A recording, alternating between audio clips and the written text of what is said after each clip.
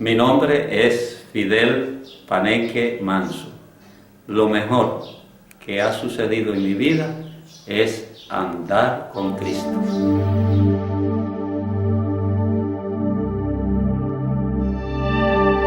Yo nací allá en Oriente, en la parte que hoy se llama Granma, Niquero, el 23 de marzo de 1940.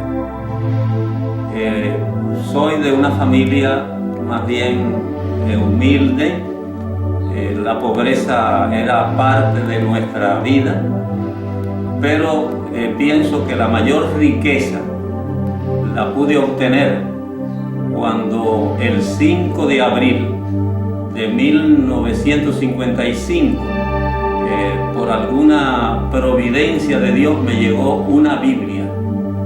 Yo no conocía la Biblia, no sabía realmente lo que la Biblia enseñaba, pero cuando comencé a leer la Biblia por el libro del Génesis, sentía una influencia sobrenatural que se posesionaba de mi persona, que yo decía, este libro no es un libro común, este libro tiene que tener algo que yo desconozco. Pero gracias a Dios, después con los años me di cuenta que había sido el Espíritu Santo quien me había hablado.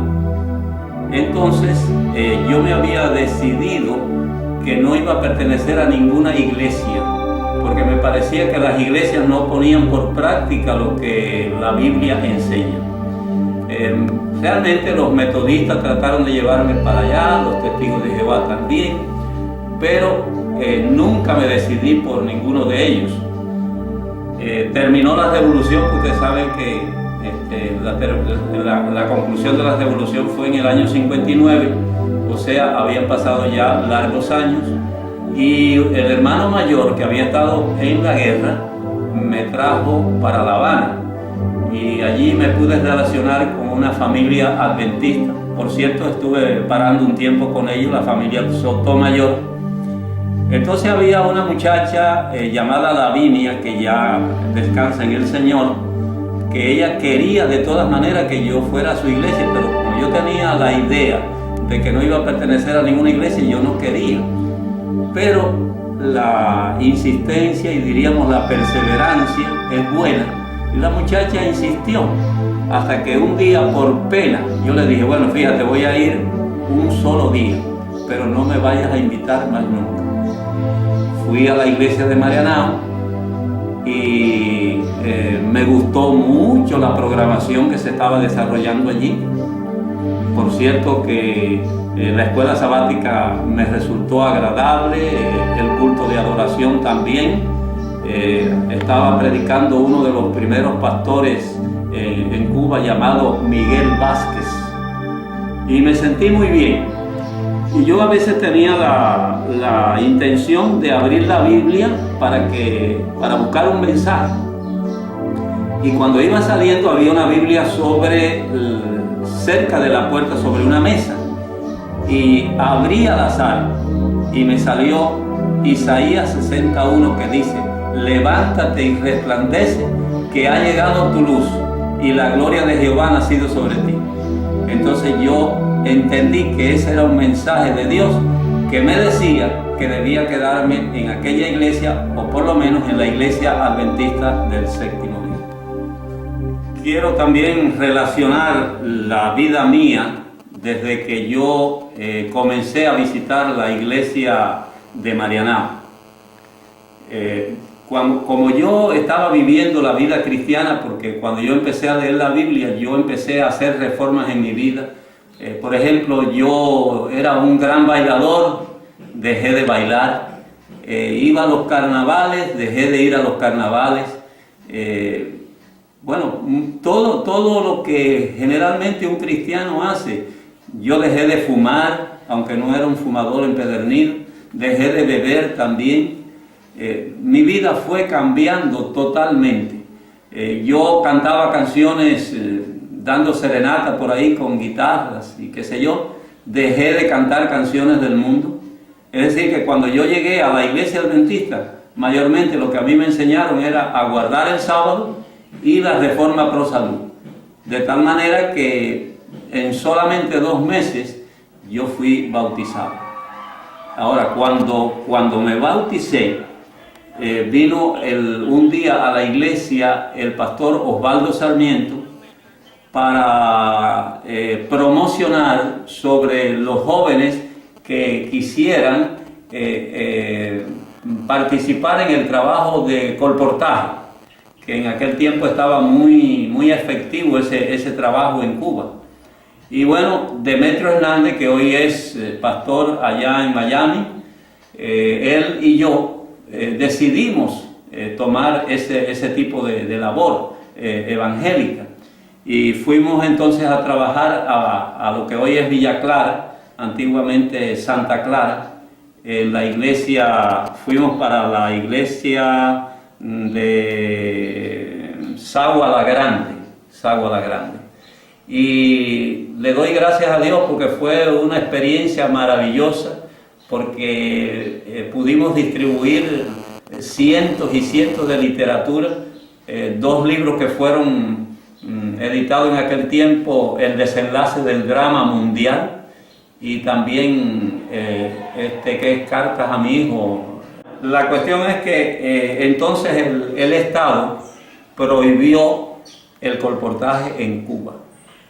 Nosotros salimos a colportar sobre 1960 y en el 63 por ahí fue cuando el Estado prohibió el asunto del colportaje.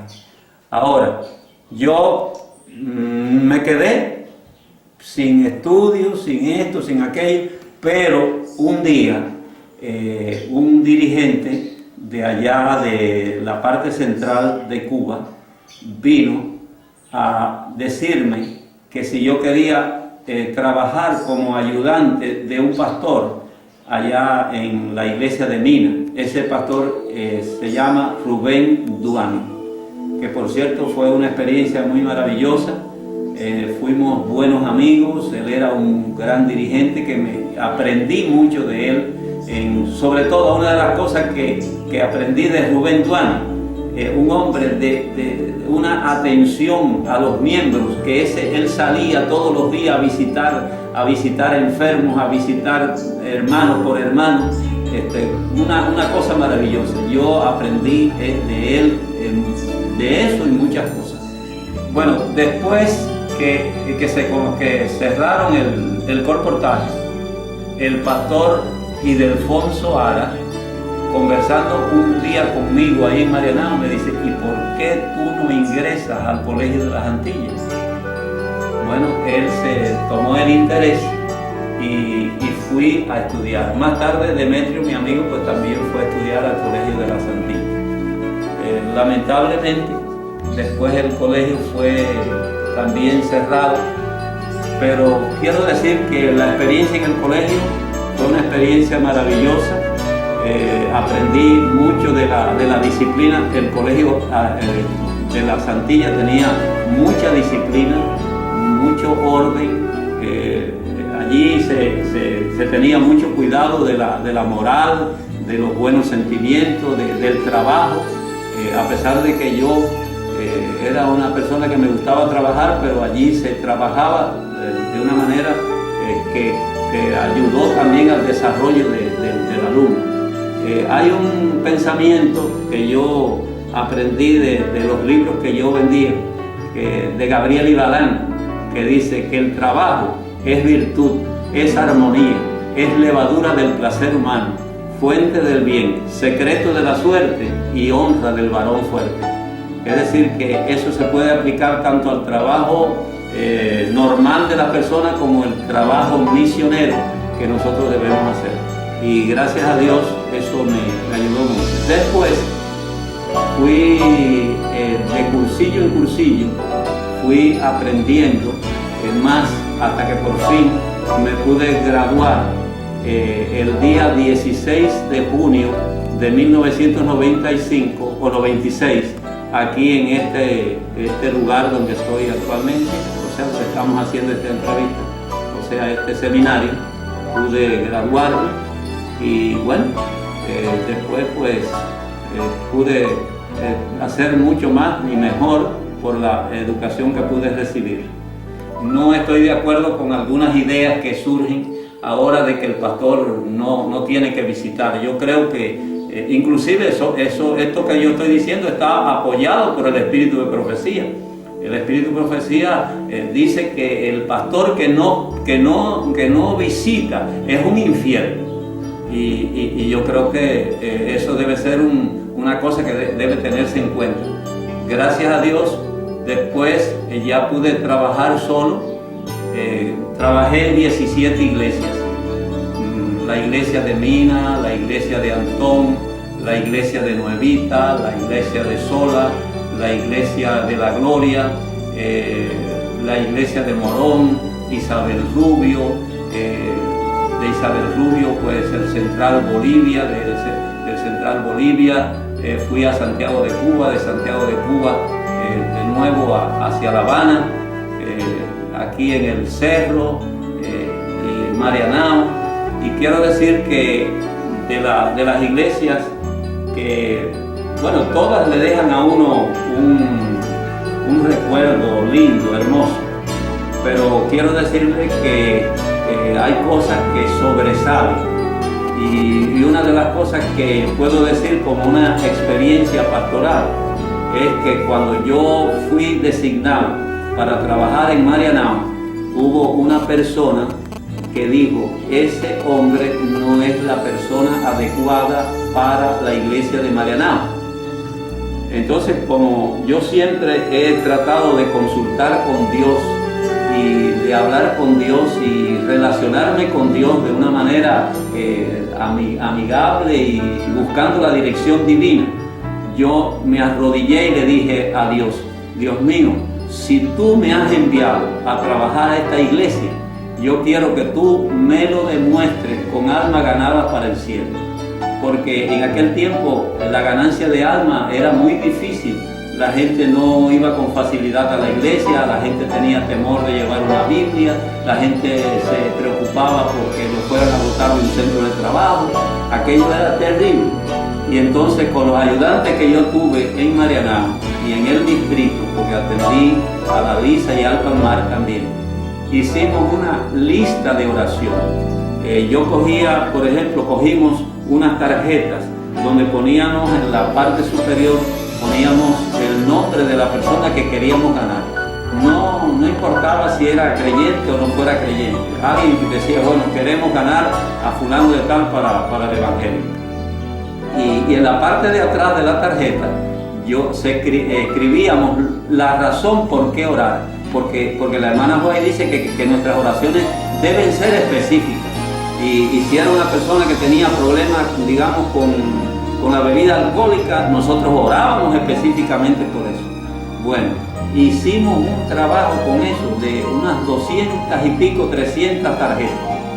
Y gracias a Dios, para la gloria de Dios, que la gloria sea solo para el Señor, antes de 2 años habíamos bautizado en aquel tiempo tan difícil 130 personas para la causa de Dios. Así que fue una cosa muy maravillosa que yo sé que el pastor que se dedica a vivir la vida cristiana y a utilizar el poder de la oración, porque hay 2 herramientas que son indispensables en el trabajo de un pastor, y una es la lectura concienzuda y profunda de las Sagradas Escrituras y ser un hombre de oración. El que pretende ser un pastor de verdad tiene que haber tenido una experiencia espiritual con Dios, como la tuvo Moisés, como la tuvo Elías, como la tuvo Juan, como la tuvo Pablo.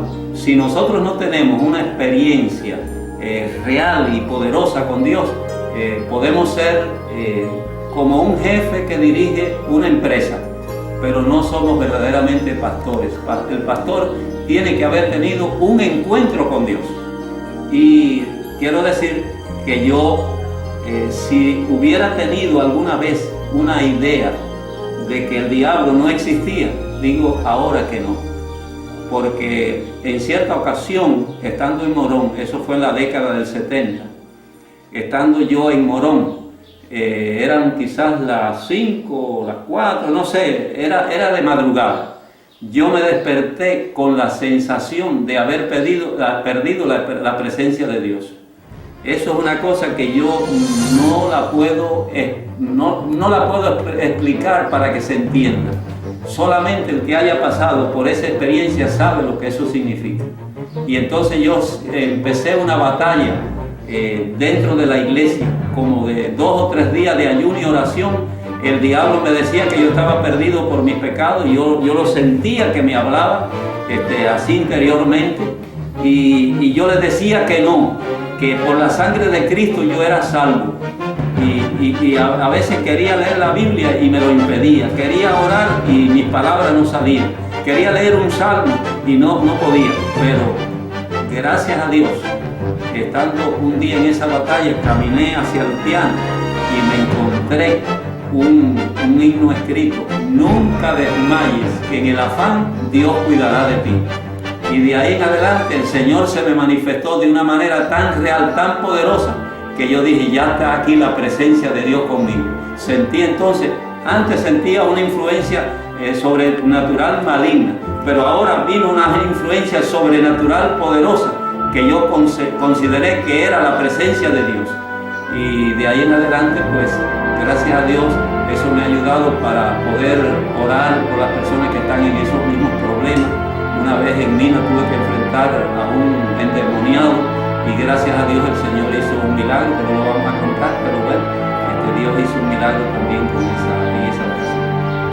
Yo creo que el pastor debe ser enteramente humilde, y cualquiera persona que haga algo debe pensar que quien tiene que recibir la gloria es Dios. Y si hay una cosa que yo le pido al Señor, es que me haga humilde, que yo no crea que yo pueda hacer algo por sí mismo. No, que realmente yo entienda, y eso lo he entendido de esa manera, y le doy gracias a Dios, de que es Dios quien merece la gloria, porque Él es el que hace los milagros.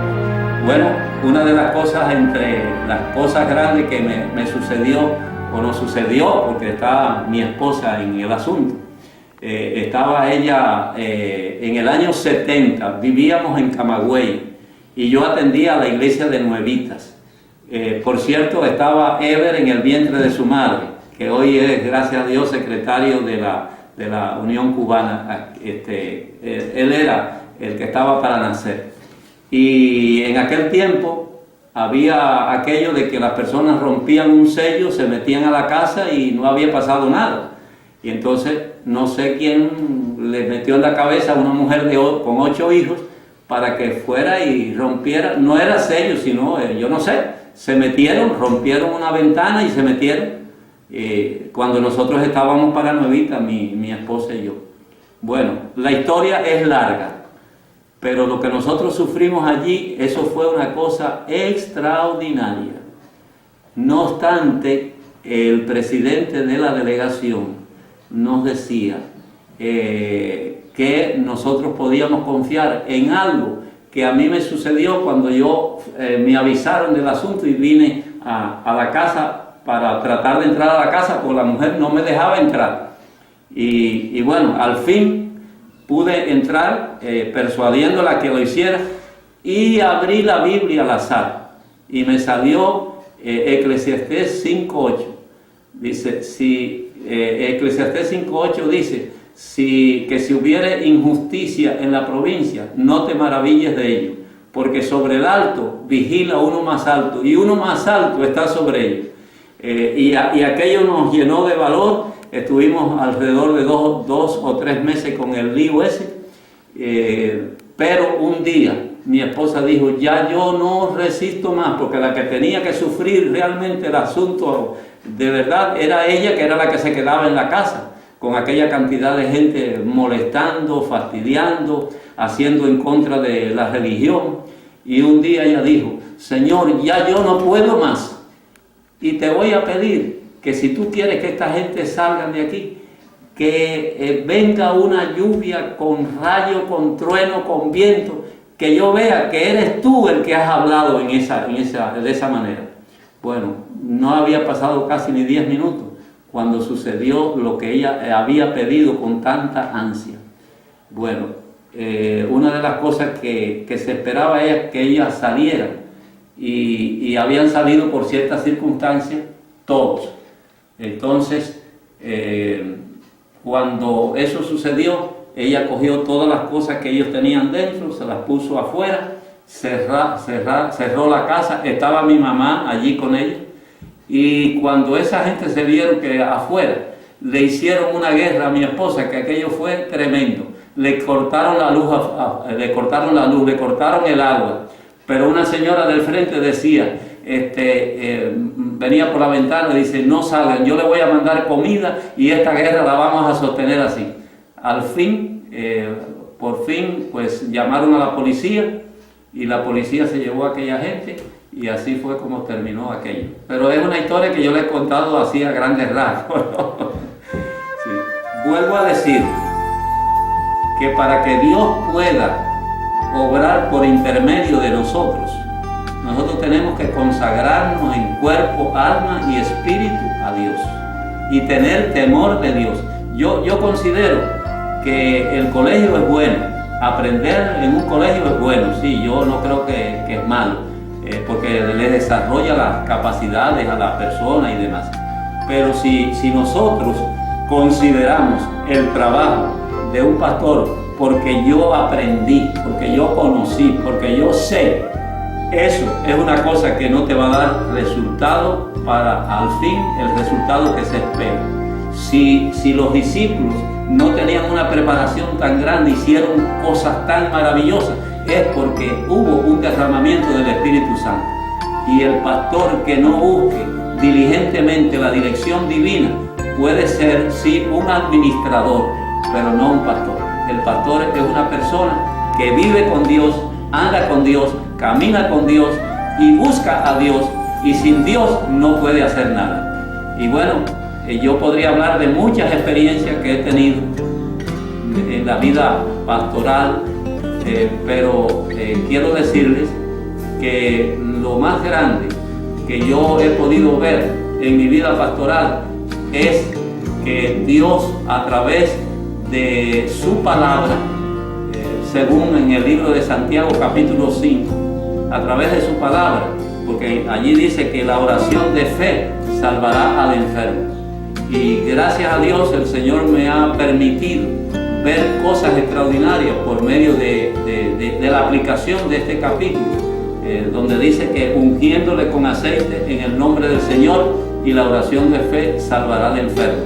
Bueno, entre las cosas que yo he podido ver, una de las más grandes es que, estando yo trabajando en Artemisa sobre el año 2001, una familia de la iglesia de Los Pinos vino para que yo orara por uno de sus familiares, o un joven llamado Amadito, que estaba con el SIDA en la fase terminal.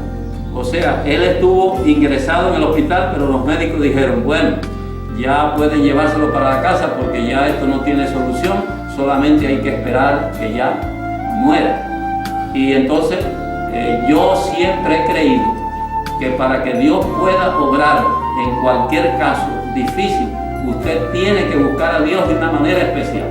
Y yo le dije a la familia, y también le pedí a hermanos de la iglesia que me acompañaran para dar una serie de cultos. Yo no recuerdo si fueron 2 o 3 semanas que estuvimos yendo allí frecuentemente para tener un culto de adoración allí con aquel hombre, mostrarle quién era Cristo, mostrarle qué cosa es la fe. Y bueno, él estaba en una situación que no se podía sentar normalmente así como yo estoy sentado.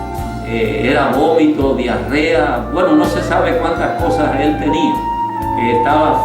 Parecía un cadáver, se le había caído el pelo, aquello era una cosa terrible. Y después que ya nosotros habíamos hablado de lo que es la fe y lo habíamos preparado, hicimos lo que dice la palabra de Dios, lo ungimos en el nombre del Señor, y dice que la oración de fe salvará al enfermo. Bueno, gracias a Dios, cuando él fue de nuevo al médico, el médico dijo: yo no sé qué ha pasado, pero ya tú no tienes el SIDA. Y ustedes saben que el SIDA tiene un periodo de incubación, creo que son de 10 años según he oído yo. Eso fue en el año 2001, así que ya actualmente son unos 15 o 16 años que está el hombre vivo, completamente saludable. Él trabaja sin ningún problema, tiene una familia, tiene a su esposa sin el SIDA, tiene a sus 2 hijos sin ninguna dificultad. Voy a decir ya uno que es muy interesante. Un ministro que trabaja por acá, por un lugar que le llaman el campamento, me dijo: pastor, yo quiero que usted vaya a ungir a 3 personas. Y yo siempre que una persona se va a ungir, a mí me gusta, si es dentro de la iglesia adventista, generalmente para que lean la oración por los enfermos del ministerio de curación y la cura mental. Y entonces yo le dije: bueno, mira, prepara a esas 3 personas con esos 2 capítulos. Pero cuando llegué, se unieron hasta 10 personas. Y dentro de las personas que se ungieron, venía una señora con un bastón que no podía apenas ni caminar. Y entonces le digo yo: bueno, ¿usted puede arrodillarse? Sí, vamos a ver. Y entonces con mucho trabajo ahí, hizo así y se arrodilló. Me fui después del ungimiento a casa del pastor, y cuando estaba allá, veo a la mujer que venía caminando sin el bastón. Y yo dije: hermana, ¿qué pasó? No, que ya el Señor me curó. Y bueno, podía ser una emoción, no sé, pero me la encuentro más tarde acá en el cerro, que yo estaba en una actividad ahí que se estaba cumpliendo los 100 años de la iglesia del cerro, y me dice una hermana: pastor, ¿usted no se acuerda de la mujer del bastón? Mírala ahí. Y bueno, vino la mujer y me dice: mire, pastor, ya yo ni necesito bastón, ni necesito los medicamentos que yo utilizaba, ni necesito médico. Ya yo estoy perfectamente bien, gracias a Dios. Ahora, una cosa que quiero decir es que ella dice que ella, cuando le dijeron del ungimiento, ella dijo: yo creo que Dios me va a sanar. Y ustedes saben que dice la Biblia que sin fe es imposible agradar a Dios. Y ella tuvo la fe y Dios hizo el milagro. Yo quiero aclarar una cosa. Lamentablemente, a veces hay hermanos en la iglesia que no entienden este asunto del ungimiento. Y yo no sé, como que no le dan la importancia que debieran darle. A veces hasta personas muy destacadas en la iglesia. Y yo he creído de verdad que esto es poderoso. Porque puedo contar, bueno, en esta entrevista no podrá ser, pero yo puedo contar de personas con cáncer, con esto, con aquello, una cantidad de personas enfermas, de diversas enfermedades, que han sido sanadas. Bueno, aquí yo pude ver a una señora que la habíamos ungido, que tenía un problema de la mente. La mujer estaba desquiciada y gracias a Dios, después que se hizo el ungimiento, aquella mujer fue una persona normal. Así que yo creo y yo estoy exhortando a los hermanos que crean más en el poder curativo a través de ese sistema de oración que dice el libro de Santiago. La vida de un pastor, el éxito grande de un pastor depende en mucho de la esposa. Yo recuerdo que estando estudiando una vez sobre este asunto en el Colegio de las Antillas, nos dijo un profesor: la mitad o más del éxito de un pastor está en la mujer. O también la derrota de un pastor puede estar en el caso de una mujer que no corresponde. Y yo les voy a decir una cosa: yo tengo una esposa que la gloria sea para Dios, una mujer con defectos como cualquiera otra, pero mi esposa, mientras trabajamos en las iglesias, ella era para todo. Lo mismo predicaba, que daba estudios bíblicos, que visitaba personas, que trabajaba en esto, en aquello. Yo creo que todos los departamentos ella lo dirigió, y con aquel afán de servicio. Ahora, una cosa también que quiero decir, que a veces las mujeres Dice, no, porque la casa, porque esto. Ella nunca me exigió nada. Y nosotros en asunto de vivienda pasamos la que a veces las personas no consideran en estos tiempos. Bueno, lo primero fue que fuimos a vivir, porque no teníamos dónde vivir, en un cuarto tan cerrado que lo único que tenía de claridad era la puerta principal. Y aquello fue una cosa espantosa. Pero una de las cosas más grandes que nos sucedieron con respecto a este asunto de vivienda es que estando nosotros trabajando en Isabel Rubio, vino el presidente nacional en aquel tiempo, Pedro de Armas, y nos dijo, miren, hay un problema en Elia o en el Central Colombia. Ha habido dificultades allí en la dirección pastoral y nosotros nos reunimos en la Junta Nacional y hemos decidido que ustedes deben ir para allí, pero van a ir sin casa. Ustedes van a vivir en un departamento de la iglesia hasta que nosotros podamos tener un permiso de hacer un cuarto donde ustedes puedan ampliarse. Mis hermanos, lo que nosotros pasamos allí, nadie es capaz de imaginarse. Empezando con que mi esposa no tenía dónde fregar, dónde lavar. Se hizo algo allí para evitar que el sol cayera sobre ella. Y además no teníamos agua en la casa, había que cargar el agua a una distancia bastante considerable. Cuando se decidió hacer el cuarto, lo que nosotros pasamos para este departamento y pasamos para allá. Un día el constructor nos dijo, yo tengo una casa que está a medio hacer ahí, que no tenía ventana, no tenía puerta. Entonces le vamos a poner con saco, le vamos a cerrar las ventanas y además el piso era de tierra. Los muebles se nos metieron en medio de aquella cantidad de tierra que casi se nos echaron a perder. Bueno, aquello fue una cosa horrible lo que nosotros pasamos. Y gracias a Dios, le doy gracias a Dios que mi esposa nunca se quejó, mi esposa nunca me exigió.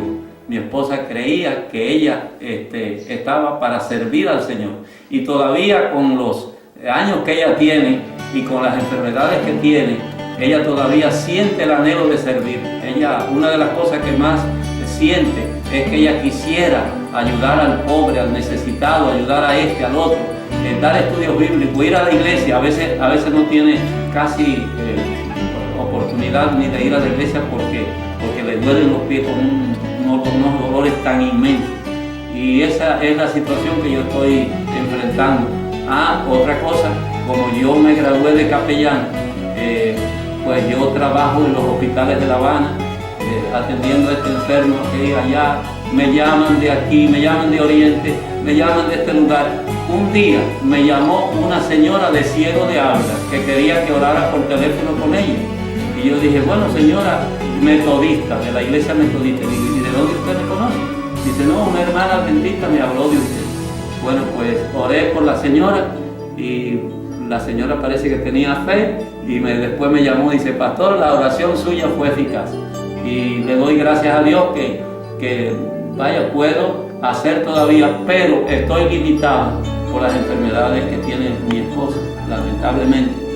Y a pesar de que ella a veces le dice, no, ve, y ahora mismo estoy aquí, ella a lo mejor me está necesitando ya en la casa, pero aquí está.